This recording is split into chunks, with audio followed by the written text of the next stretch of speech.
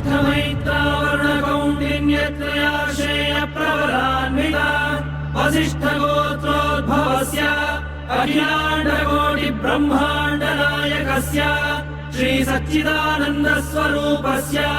सूर्यवंशपावनस्य श्रीमदिक्ष्वाकुकुलवंशोद्भवस्य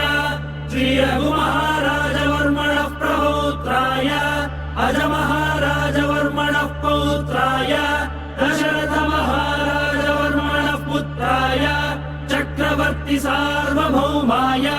श्री महाविष्णु अवतारभूताय भरतखण्ड आत्मस्वरूपाय श्री पट्टाभिरामचन्द्र स्वामिने श्रीरामचन्द्रं सीता लक्ष्मण भरत शत्रुघ्न सहित सदा